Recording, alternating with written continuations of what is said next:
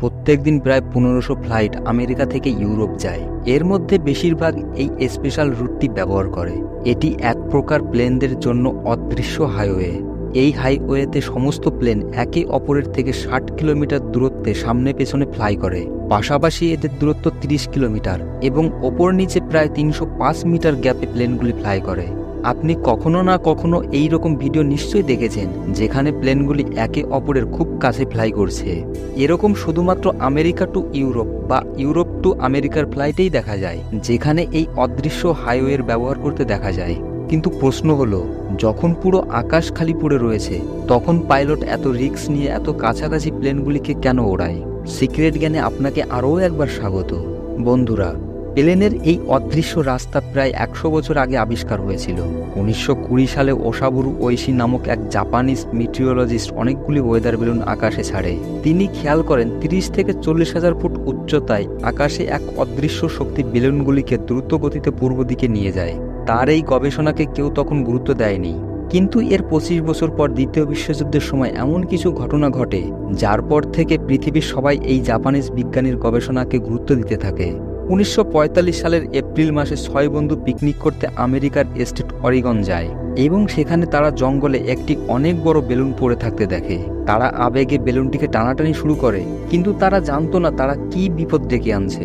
এই বেলুনটিতে বম লাগানো ছিল যা টানাটানির ফলে ফেটে যায় এবং 6 বন্ধুই সঙ্গে সঙ্গে মারা যায়। পুরো আমেরিকায় এরকম অনেক ঘটনাই ঘটতে থাকে। তদন্ত হওয়ার পর জানা যায় এই বেলুনগুলি 10,000 কিলোমিটার দূরে প্রশান্ত মহাসাগরের ওপাশ থেকে জাপান লঞ্চ করেছিল। জাপান এরকম প্রায় 9,000 বেলুন বম লঞ্চ করেছিল, যার মধ্যে প্রায় 300টি তার টার্গেট আমেরিকাকে আঘাত করে। জাপান ওসাবুরু ওইশির গবেষণাকে কাজে লাগিয়ে এই বেলুন লঞ্চ করেছিল, যা দ্রুতগতির হাওয়ার সাহায্যে আমেরিকায় গিয়ে পৌঁছায়। তখন থেকে 30-40 হাজার ফুট উচ্চতায় দ্রুতগতির এই হাওয়ার টানেলকে জেট স্ট্রিম বলা হয়। এখানে হাওয়া প্রায় সারা বছর ধরে 250 কিলোমিটার প্রতি ঘন্টা গতিতে প্রবাহিত হয়। এটিকে উত্তর এবং দক্ষিণ গোলার্ধেও দেখা যায়। এটি অনেকটা টিউবের আকারে প্রবাহিত হয়, যার দৈর্ঘ্য কয়েকশো কিলোমিটার আর চওড়া প্রায় 4 কিলোমিটার। বিজ্ঞানীদের মতে মেরুতে ঠান্ডা হওয়া এবং নিরক্ষীয় অঞ্চলে গরম হওয়ার পার্থক্যের কারণে এই দ্রুতগতির হাওয়া প্রবাহিত হয়। নিরক্ষীয় অঞ্চলের গরম হাওয়া যখন মেরু অঞ্চলের দিকে প্রবাহিত হয় তখন জেট স্ট্রিম উৎপন্ন হয়। কিন্তু নিরক্ষীয় অঞ্চলের হাওয়া মেরুর দিকে প্রবাহিত করে হাওয়াকে দক্ষিণ দিক থেকে উত্তর দিকে প্রবাহিত হওয়া উচিত, কিন্তু এটি পূর্ব দিকে কেন প্রবাহিত হয়? এর প্রধান কারণ হিসাবে পৃথিবীর ঘূর্ণনকে ধরা হয়। আমাদের পৃথিবী ঘন্টায় প্রায় 1600 কিলোমিটার গতিতে পশ্চিম থেকে পূর্বে ঘুরছে। উত্তর এবং দক্ষিণ গোলার্ধে এই হাওয়াকে মেরুর দিকে প্রবাহিত হওয়ার কথা, কিন্তু পৃথিবীর এই ঘূর্ণন হাওয়াকে পশ্চিম থেকে পূর্ব দিকে নিয়ে যায়। এখন আসা যাক আমাদের প্রধান প্রশ্নে। প্রশান্ত মহাসাগরের ওপরে আমেরিকা থেকে ইউরোপ যাওয়ার জন্য একদিনে 1500 প্লেন এই পথটিকেই কেন ব্যবহার করে? 1952 সালে এয়ারলাইন পাইলটরা জেট স্ট্রিমের বিষয়টা নিয়ে ভাবতে থাকেন। যেভাবে প্রশান্ত মহাসাগরের ওপরে জেট স্ট্রিম পাওয়া যায়, ঠিক সেইভাবেই আমেরিকা থেকে ইউরোপ যাওয়ার পথে প্রশান্ত মহাসাগরের উপরে জেট স্ট্রিম পাওয়া যায়। যাত্রাপথে পাইলট ইচ্ছা করে তার প্লেনটিকে জেট স্ট্রিমের মধ্যে দিয়ে নিয়ে যেতে চায়, কারণ 250 কিলোমিটার গতির হাওয়া প্লেনকে সামনের দিকে এগিয়ে নিয়ে যেতে সাহায্য করে। এরকম করার ফলে প্লেনের গতি বেড়ে যেত, টার্বুলেন্স কম হতো এবং সবথেকে বড় কথা, প্লেনের জ্বালানি বেঁচে যেত। এইভাবে আবার ইউরোপ থেকে আমেরিকা যাওয়ার সময় পাইলট অন্য রুট ব্যবহার করত, কারণ এই সময় হাওয়া বিপরীত দিক থেকে বইত, যার জন্য প্লেনের উপর বিপরীত ক্রিয়া দেখা যেত। ধীরে ধীরে সময় অতিবাহিত হয়েছে আর বিমান শিল্পও উন্নতি লাভ করেছে, আর আস্তে আস্তে সমস্ত পাইলট পূর্ব দিকে যাওয়ার জন্য জেট স্ট্রিমের ব্যবহার শুরু করে। কিন্তু সবথেকে বড় সমস্যা হলো জেট স্ট্রিমের মধ্যে অত্যাধিক ট্রাফিক বেড়ে যায়, যার ফলে অ্যাক্সিডেন্টের সম্ভাবনাও বেড়ে যায়। আর এই সময় কাজে আসে এয়ার ট্রাফিক কন্ট্রোলার, যারা আবহাওয়ার উপর নির্ভর করে প্লেনের রুট নির্ধারণ করে যাতে জেট স্ট্রিমের মধ্যে দুর্ঘটনা এড়ানো যায়। এটা তো আমরা সবাই জানি, এয়ার ট্রাফিক কন্ট্রোলে লাগানো রাডার প্লেনের লোকেশন ডিটেক্ট করে।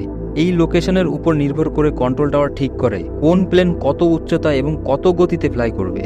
কিন্তু সমস্যা হলো এই রাডারের রেঞ্জ খুব বেশি হয় না। এই রাডারগুলি সর্বোচ্চ 128 কিলোমিটার পরিধিতে প্লেনগুলিকে ডিটেক্ট করতে পারে।